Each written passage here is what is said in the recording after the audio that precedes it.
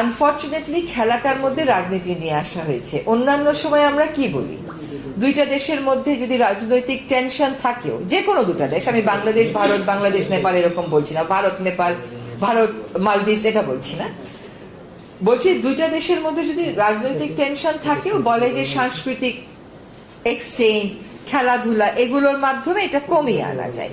এখানে দেখা গেল সম্পূর্ণ উল্টো কাজটা করা হয়েছে। বাংলাদেশের একটা খেলোয়াড়কে নিশ্চিত করার পরে তাকে রাজনৈতিক যুক্তিতে, যেটা আমরা পত্রপত্রিকায় দেখেছি, বলা হচ্ছে যে ওকে নেওয়া হবে না।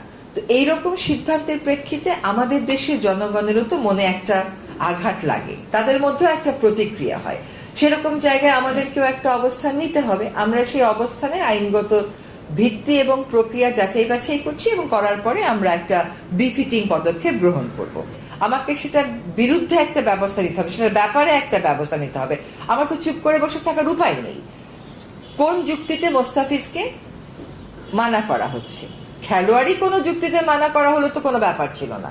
যে যুক্তিতে মানা করা হচ্ছে সেই যুক্তিটা তো আসলে আমরা কোনোভাবেই গ্রহণ করতে পারি না। একটা হচ্ছে সম্প্রচার অধ্যাদেশ একটা করে দেওয়া যায় কিনা, এটা দেখছি।